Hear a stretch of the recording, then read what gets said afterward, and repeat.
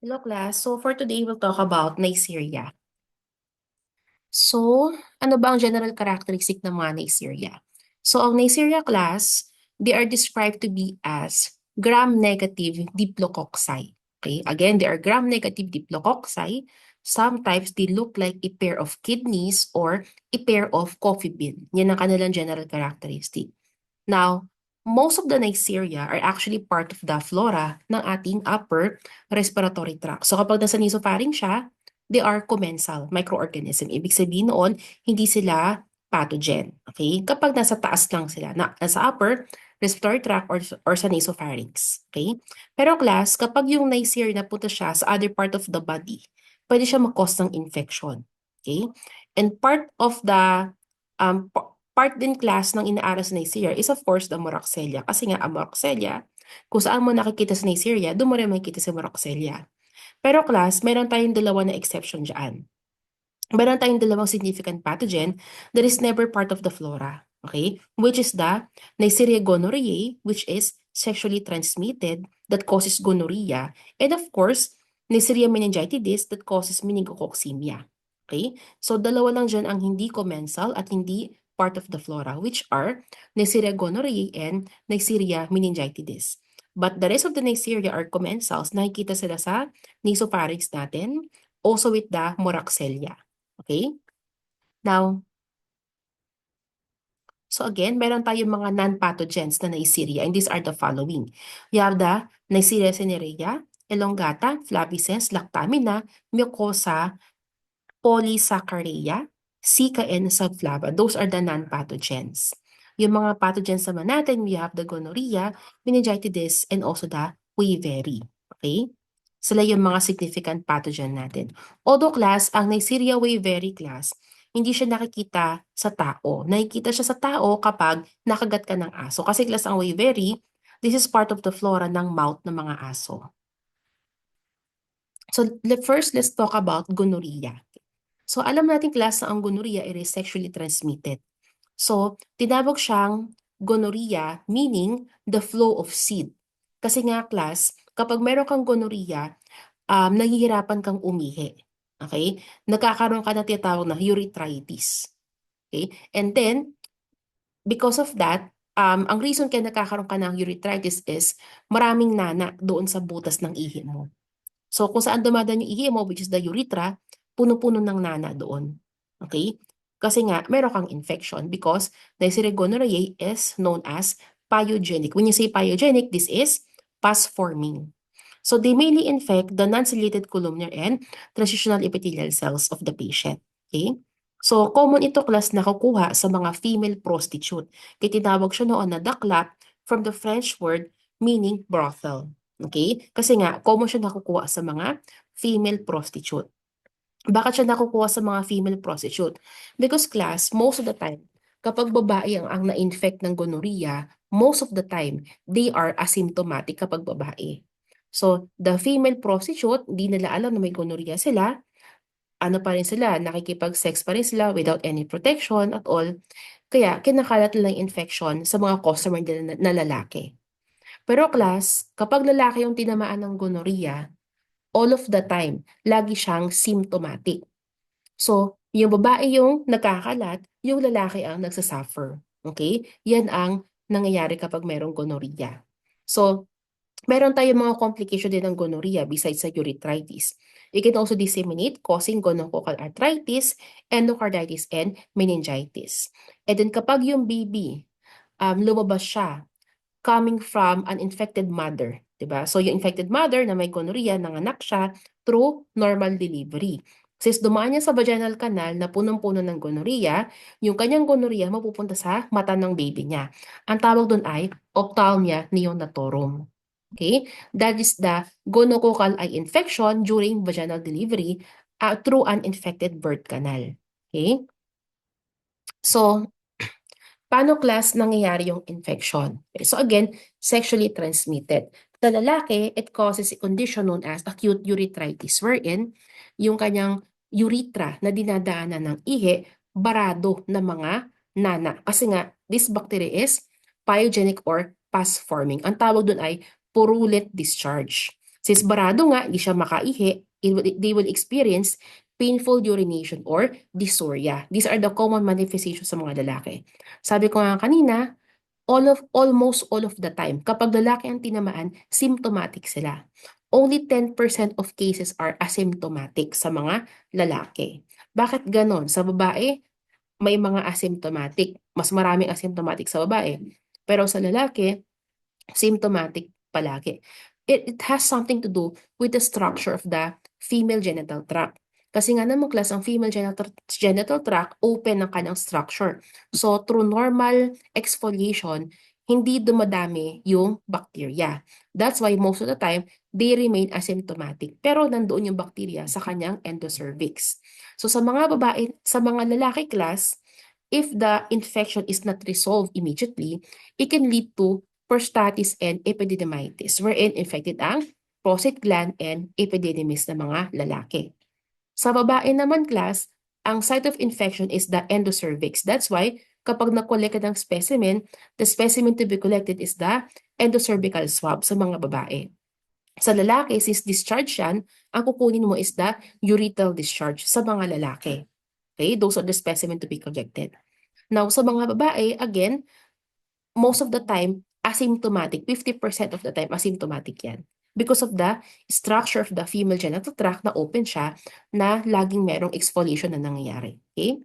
Another one is the symptoms of the female. Nagkakaroon siya ng dysuria, cervical discharge, and lower abdominal pain. Okay? However, class, again, besides the structure of the female genital tract, it also has something to do with the flora of the female genital tract. So yung flora nila, maraming lactobacillus, so maraming ko-competition si gonorrhea sa pagkain. Kaya nga class, hindi dumadami ng ganon yung gonorrhea sa mga babae. But still, they can still spread the infection. Now, since most of the time sa mga babae, asymptomatic nga ang gonorrhea, the gonorrhea tends to go up sa reproductive system na babae, causing infection on the fallopian tubes. Okay? Ang tawag na dun is PID or Fitz-Hugh-Curtis syndrome that can lead to sterility and ectopic pregnancy. Okay? Kasi nga nagiging infected yung kanyang fallopian tube. If that is the case, the specimen to be collected sa mga babae is the fallopian tube biopsy. So kapag pumasok na sa loob, ang kukunin na natin is fallopian tube biopsy na. That is the specimen to be collected. Okay? So sa blood naman, mahirap ma-isolate ang gonorrhea sa blood culture kasi nga, it is being inhibited by the SPS. But you can modify the blood culture bottle by adding gelatin para ma-neutralize ang SPS. That's why, most of the time, gonorrhea is not being detected sa blood culture bottle. Okay? So, paano ba mag-detect ng gonorrhea? Again, collect the discharge. Okay? Sa lalaki, collect the discharge. Sa babae, collect the endocervical swab. And then, make a smear. Perform gram stain. Kapag nakita mo sa gram stain na meron siyang gram-negative diplococci. So, anong itsura niya? Ang gram-negative diplococci, this is what it looks like. This one. Okay. So, may kita mo, marami siyang white blood cell. Kasi nga, meron siyang purulent discharge, di ba? And then, as you can see, sa loob niya, meron siyang gram-negative diplococci that can be intracellular or extracellular. Kapag extracellular, nasa labas ng cells. Kapag intracellular, nasa loob ng cells. Okay? So, usually, class sa ospital, ganun lang ang diagnosis ng gonorrhea. Very rare silang magpa-test pa ng iba. Okay? But if ever, kung kailangan i-confirm, meron tayong mga serological test na available. But for the diagnosis, most of the time, sa ospital, enough na sa doktor na mag-report ka ng gram-negative diplococci, intracellular and extracellular sa discharge ng mga pasyente or sa swab ng babae. Okay? So, they can now say na meron ng gonorrhea. Now, next is the Neisseria meningitidis. So, for this one, this is known to cause meningococcemia. Okay? Or meningitis. Bakit class? Kasi, ang bakterya nito, meron siyang capsule. Actually, class, meron kang dalawang type ng Neisseria meningitidis. Yung isa, merong capsule, yung isa, wala. Ang pwedeng mag-cause ng sepsis or meningococcemia and meningitis is the capsulated strain. Okay? So kapag nasingot mo, sa ilong mo, yung merong capsule, it can go down to your lungs, it can go to your blood, it can go up to your CNS. Yan class ang pag-travel ni Neisseria meningitidis, causing meningitis. Kapag naman ang napunta sa ilong mo is yung mga walang capsule, okay? Since walang capsule yan, what will happen? Nothing will happen. Kasi nga, in your nose, meron ka dyan mga IgA antibody. Okay? Na kapag nahuli yan ng IgA antibody mo or nahuli siya ng mga macrophages mo, ng immune system mo, definitely, mamamatay naman yung bacteria kasi nga wala naman yung capsule. Ang nabubuhay, the one that can resist the phagocytosis or resist the antibodies, yung mga merong capsule, which is the one that can cause meningitis and meningococcemia. Okay? So that is the bacteria. Ngayong class, marami tayong serotype na Neisseria meningitidis. Meron tayong ABC, XYZ, W135, and L. Pero class, ang pinaka-common that is isolated in the lab is of course the ABCY W135. Yan ang pinaka-common na serotype that is being isolated in the laboratory. The ABCY W135. Okay? Now, meron tayong mga complication din ng Neisseria meningitidis kapag ang na-infect is bata. Kapag bata ang na-infect, it can lead to a condition known as Waterhouse-Friderichsen syndrome, wherein yung baby, ang mangyayari, magkakaroon siya masisira aklas yung kanyang adrenal gland. Yung adrenal gland niya magkakaroon ng hemorrhage that can lead to the death of the patient.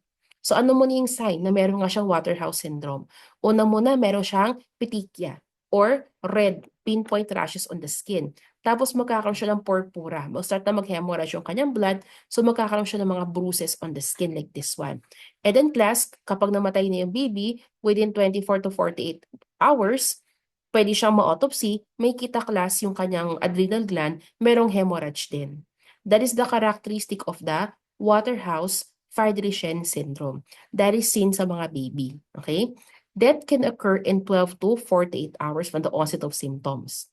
Pagdating naman class sa meningitis, sabi ko nga, paano ka nagkaka-meningitis? Una muna, masisinghot mo yung bacteria. It colonizes to your nasopharyngeal mucosa. After that, it will go to your bloodstream, papunta sa lungs, papunta sa CNS. Kasi pwede rin siya mag-cause ng pneumonia. It can cause meningitis and sepsis or both. Sabay, pwede yun class. Okay? Kapag nasa utak na siya, anong mararamdaman mo?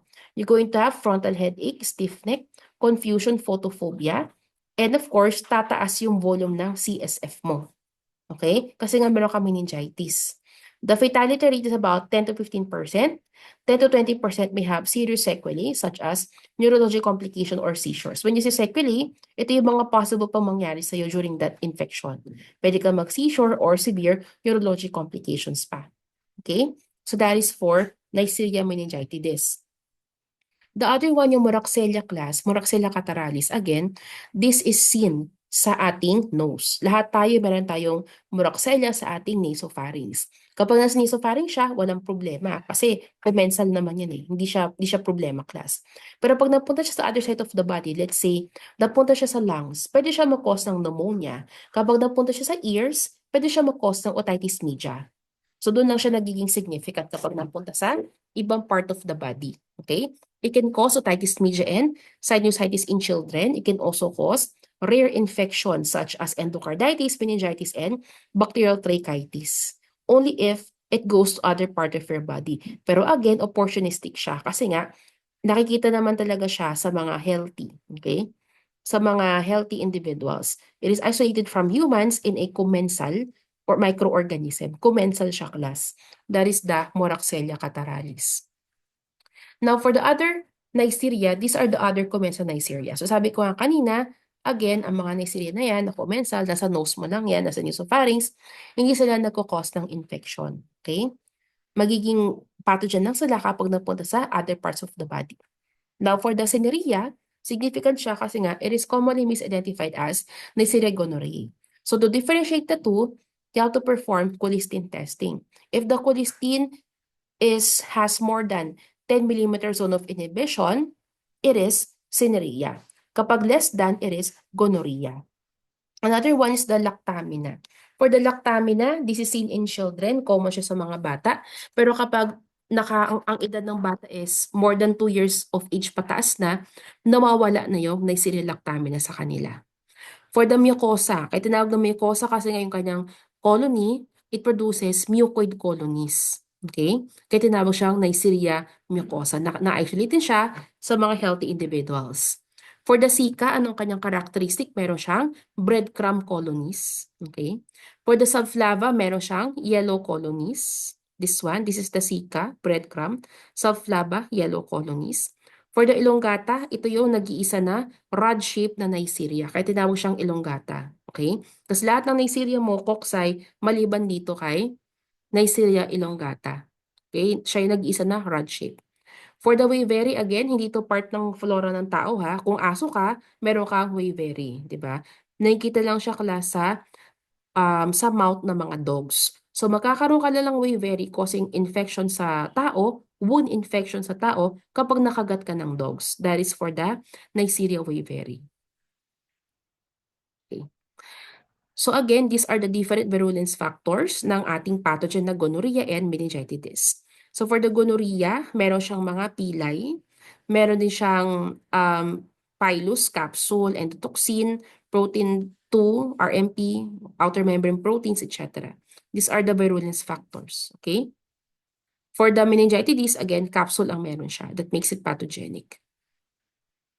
Okay. So let's talk about the lab diagnosis. Now, for the lab diagnosis class, if you're going to collect for gonorrhea, definitely you're going to collect the discharge, di ba? Take note that gonorrhea can easily die kapag na-expose siya sa air kasi nga it is anaerobe. Ang gusto niya, CO2 ang kanyang gusto. That's why pagkakuha mo ng discharge, let's say nag-swab ka, nakuha mo yung discharge, di ba? Anong gagawin mo sa discharge? Ilalagay mo agad yung discharge dito sa Gembex system. Itong Gembex system na yan, this is the transport medium for Neisseria. Okay? So, anong laman niya? Ang Gembex system class, meron siyang culture medium na modified Thayer-Martin medium with CO2 generating tablet. Okay? So, you're going to inoculate it here. Dito mo na class ipahide yung swab. Ipahide mo yung swab dyan. After inoculation, place the tablet here para meron siyang source ng CO2. And then you close it, place it in a zip plastic pouch like this one, and then transport it in the lab immediately. Okay? Once nasa lab na, ilagay mo na siya sa incubator. Okay? So this is the best. This is the best way to transport it. Now, pagdating sa lab, you can actually pick up the sample from here and then pwede mo siyang isubculture pa sa kanyang mga selective medium. So upon receipt in the lab, the agar surface is cross-streak. When you say cross-streak, kukuha ka dito from the agar surface ng sample and then you're going to streak that doon sa culture medium na selective sa kanya, which is the Thayer-Martin medium as well. And then incubate that sa laboratory at 37 with 3 to 5% of CO2. Okay? So that's how you collect the sample. Now, for the swab, you may use Dacron or rayon swab. Never use the cotton swab kasi nga toxic yan for Neisseria. Pero kung wala ka ng choice, pwede mo siya ilagay yung cotton swab sa Ames charcoal medium as a transport medium. Okay? For the blood, again, mahirap siyang patubuin sa blood. Kasi nga, pwede siyang mamatay because of the SPS. Okay? For the nasopharyngeal swab collected to detect Neisseria meningitidis carriers naman, it should be plated immediately sa Gembex system, just like this one. Basta kapag swab ang sample mo, ilalagay siya sa Gembex system. Okay? Kapag naman CSF ang sample, tandaan nyo, centrifuge immediately. Kapag mga body fluid yan, CSF, aspirate joint fluid, kailangan mo siya ma-centrifuge to get the sediment. And then, you make a smear, i-gram stain mo, and then take a look at the gram stain reaction. As you can see, marami siyang purulence. Like this one, meron siyang white blood cell, which is the purulence. And then inside, meron ka makikita na gram-negative diplococci. Kasi nga, gonorrhea, Neisseria ang hinahanap mo. Kaya nga naman, gram-negative diplococci yan. It can be intracellular or extracellular. Just like that's seen sa Neisseria meningitidis infection. So this is the gram stain from a CSF smear. Okay, so CSF yan class, showing you the Neisseria meningitidis. Meron siyang intracellular and extracellular cells. Okay, this one. Okay. So, for the Neisseria meningitidis naman class, mahirap din siyang patubuin sa SPS, sa blood culture system. Kasi nga, it can be inhibited by SPS. Next is the Moraxella. Now, for the Moraxella naman class, you're going to culture this sa blood agar. Okay? So, for the blood agar, it produces smooth, opaque, gray to white colonies. And then, ano pa ang kanyang characteristic? The colony looks like a wagon wheel. Okay? Para daw siyang gulong ang kanyang colony. And then, if you're going to push this colony on the surface of the agar, it will remain intact. Ang tawag dyan is hockey puck colony. So para ako daw naglalaro ng hockey na kapag tinulak mo to, hindi siya masisira. It will just slide on top of the agar. Okay? That is the hockey puck colony. Okay? Now for the Moraxella cataralis, again, anong sample na kukunin mo? The effusions from the middle ear if the patient has otitis media. Pwede rin ang nasopharyngeal swab, sinus aspirate kapag meron siyang chronic sinusitis, sputum aspirate or bronchial aspirate kapag meron siyang pneumonia. Okay? And then you're going to perform culture on blood agar and then observe for the colony. And then yung colony niya, you have to perform oxidase test and catalase test. It is oxidase and catalase positive. Then you may also perform carbohydrate test. For the carbohydrate, it is negative for carbohydrate assimilation kasi nga asaccharolitic siya. Okay? Now, for the other testing sa enzyme, it is positive in DNase test and butyrate esterase test. Pagdating sa enzymes class, dalawa ang positive niya, DNase and butyrate esterase. So, gaano karaming sample yung ating kailangan? So, kapag CSF class, at least more than 1 ml ang kailangan mo. And you have to centrifuge that at 15,000 RPM for 15 minutes. So, usually class, kapag nag-centri kasi tayo, ang ating speed is 3,000 RPM. But for this one, 1,500 lang daw. Kasi nga, the bacterial cells are very sensitive. Madali siyang mamatay. Kaya yung speed mo reduce into half kapag naghahanap ka na Neisseria sa CSF. Make sure that you're able to perform biosafety. Kasi nga class A Neisseria, kapag nasinghot mo yan, magkakaroon ka ng meningitis or meningococcemia. So always handle the specimen using a biologic safety cabinet para may iwasan na magkaroon ka ng infection or what you call the laboratory-acquired infection. So you may also concentrate the cells using the cytospin and then you can see the bacteria. And then kapag nakapag-Gram-stain ka na, again, anong itsura niya?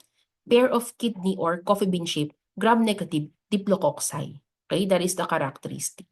Okay? For the specimen, so nasabi ko na to kanina, sa lalaki, urethral discharge. Okay? Sa babae naman, endocervical secretions or endocervical swab. Okay? Pharyngeal specimen is not recommended kasi nga, marami tayong mga commensal Neisseria doon. So, pwede mo lang i-collect yung discharge ng lalaki or yung endocervical secretion ng mga babae. Okay? That is for gonorrhea. And then, syempre, kapag yan ay meningitis, anong specimen mo? Definitely, CSF, di ba?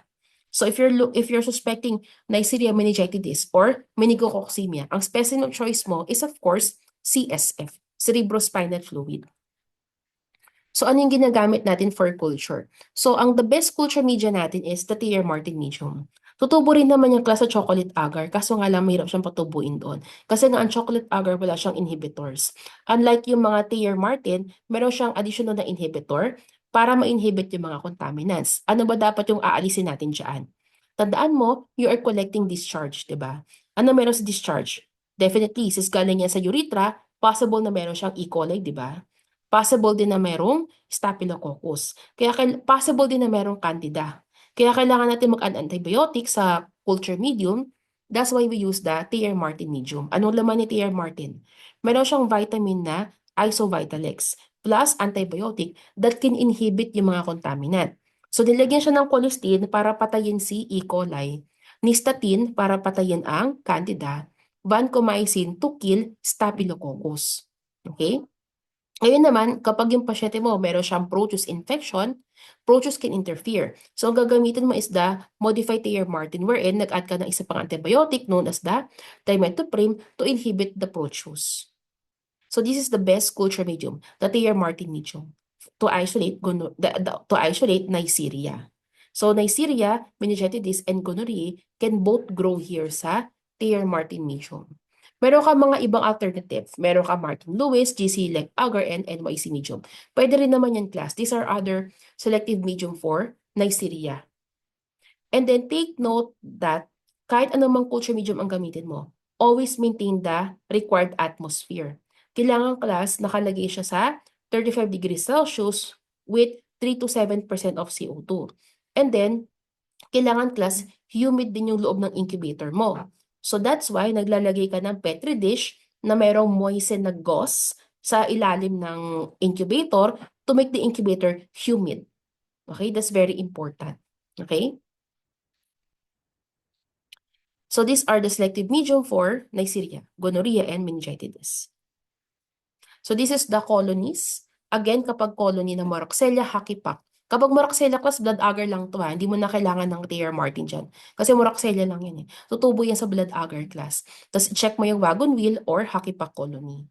Ang gonorrhea class, again, since past forming yan, definitely, yung kanyang colony are shiny colonies. Smooth, di ba? Translucent shiny colonies. Kasi nga, past forming siya.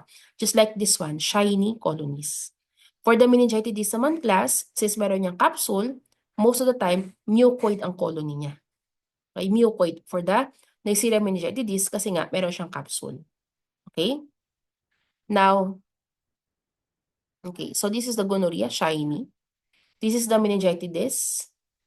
Meron siyang mga mucoid strain tulad nito kasi nga merong capsule ang Neisseria meningitis. So meron siyang mucoid colony like this one. Okay? This is the Moraxella, the hackipack. This is the Lactamina, Ceneria. This is the Zika and Subflava. Those are the colonies. Okay. So ano pa yung mga other tests na pwedeng gawin? So after culture, you can perform biochemical test na. Sa biochem class, ang ginagamit natin is carbohydrate utilization pattern. So what we do is, we have a culture media. Ang base natin is the CTA. CTA agar is the culture media base. That is the base, okay? And then you're going to add the substrate. Ang substrate niya is the carbohydrate. Tig 1% ng glucose, maltose, lactose, and sucrose. And then you inoculate the bacteria there, and then observe after 24 to 72 hours. Anong titignan mo? Tignan mo class kapag nagkaroon siya ng yellow color. Kapag nag-yellow, ibig sabihin noon, nag-ferment siya ng carbohydrate. So this is what it looks like. Ito yung ating CTA agar na mayroong tig 1% ng carbohydrate. So this is CTA with 1% sucrose, CTA with 1% lactose, CTA with 1% glucose, CTA with 1% maltose. Kapag nilagyan mo yan ng bacteria and then you incubate at overnight, kinabukasan class, magkakaroon siya ng reaction. Ano reaction niya? Ito class. Kapag naging yellow siya, ibig sabihin nun, the bacteria was able to utilize the maltose. Kaya nagkaroon siya ng yellow color. Ito naman, naging yellow sa glucose, ibig sabihin, the bacteria was able to utilize glucose. Kaya naging yellow. Ito, kumain ba siya ng lactose? Di siya kumain ng lactose. Hindi rin siya kumain ng sucrose class. Kaya negative siya sa lactose and sucrose. So anong bacteria yan? Meron class pattern yan. Kapag ang positive mo is on the glucose and maltose, the answer is Neisseria meningitis. Okay, so this is the table. Okay? For Neisseria meningitis, it is positive for glucose and maltose. For Neisseria gonorrhea, positive only for glucose. For Neisseria lactamina, positive for lactose. Neisseria Zika, positive for sucrose. Yan ang pattern niya. And then take note na lahat ng Moraxella negative. Kasi nga sabi ko kanina, Moraxella is asaccharolitic, meaning hindi siya class nagmo-metabolize ng carbohydrate like this one. It doesn't ferment. It doesn't ferment sugars like this. Okay? Asaccharolitic siya. Kaya negative siya sa mga carbohydrate like this one. Okay? So that is for the fermentation test. So the fermentation reaction class, matagal kasi. Maghihintay ka pa ng 72 hours. So meron silang ginawang modification wherein instead of using CTA, ang ginamit ng substrate is low peptone and then they add the carbohydrates. The result are available within 4 hours. Medyo mas mabilis siya. Besides that, meron din mga available na rapid testing. For the Moraxella cataralis, sabi ko nga kanina, it grows at blood agar at 22 degrees Celsius. It cannot utilize carbohydrate. Negative siya sa carbohydrate and it can produce DNAs. Okay? For the gonorrhea class, you may also perform the gono check. For the gono check, it detects for the presence of for the gono check class, this is one of the rapid tests to identify gonorrhea. Okay? Another one is the testing for presence of beta-galactosidase enzyme and gamma-glutamyl aminopeptidase enzyme that will identify Neisseria meningitidis. Okay. So these are the other method to identify Neisseria. Kapag conventional, yung in-explain ko kanina na CTA agar like this one with 1% carbohydrate, this one. Kapag chromogenic substrate naman, this is to detect enzyme detection for gonorrhea. Okay? So you have gonocheck and Bactiguard Neisseria. For the coagglutination naman class, you have the FADIBAC, monoclonal, and the gonogen. This to detect monoclonal antibodies against gonorrhea. Okay? And you also have the chromogenic enzymes, such as the Crystal ID, Carbofirm Neisseria test, the Vitek Neisseria Haemophilus ID, Rapid NH system, microscan, and the API-NH. All of those are other methods to identify the Neisseria. Okay? So this is the DNA test na ginagamit natin to identify Moraxelia. So kapag nag-culture ka sa DNA agar at meron siyang hemolysis sa gilid niya, or meron siyang clearing zone. Again, kapag nag-culture ka sa DNA agar at meron siyang clearing zone like this one, ibig sabihin this is DNA is positive. And this is ONPG test, meron kang yellow color. For the oxidase test, pwede mong patakan yung filter paper ng oxidase reagent, tapos ipahid mo yung bacteria dyan, or pwede rin na ipatak mo mismo yung reagent dito sa bacteria. As you can see, magiging purple siya. It means this is oxidase positive. It can be Neisseria gonorrhoeae. For the molecular methods, these are the available molecular methods. Kapag molecular, you may check for the CTRA gene. This is seen to confirm for Neisseria meningitidis. Also for the SOD1 gene. For the NAATs, ang NAATs class, ginagamit ito kapag ang specimen mo ay urine. Okay? This is used to detect for Neisseria gonorrhoeae if the specimen is urine. Another one is the serologic test. So you may use particle agglutination method. This is to identify the Neisseria meningitidis, pwede rin, also known as the FADIBAC. So sa FADIBAC, ano ginagawa? So this is the test slide. Papatak mo dito class yung CSF together with the reagent. Kapag nagkaroon ng agglutination, ibig sabihin nun, meron kang Neisseria meningitidis ABCY W135 that is being detected in the FADIBAC. Pwede rin ang microtrack culture system wherein you can confirm the presence of the Neisseria by observing fluorescence. Okay? The gonogen test, this is also colorimetric wherein you can confirm the Neisseria by testing the colonies in different chromogenic substrate. Kapag nagkaroon ng color reaction, it can be Neisseria. But take note that you may also perform serotyping. At tandaan nyo class, ang common na isolated serotype kapag meningitidis is ABCY W135. However, serotyping is not commonly done for diagnosis. Serotyping is only done if you're going to perform outbreak investigations. Now, next is the treatment. For the treatment, for the Moraxelia, just give the patient cephalosporin, fluoroquinolone. For the gonorrhea, give the patient ceftriaxone and azithromycin. For meningitidis, you can give the patient ceftriaxone, chloramphenicol, cefotaxime. For other Neisseria, they are susceptible to penicillin. So those are the treatment.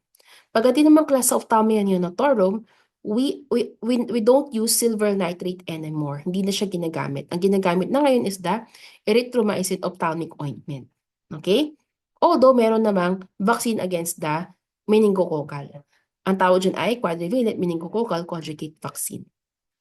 So that is for today. Yun lang class yung lesson natin about Neisseria.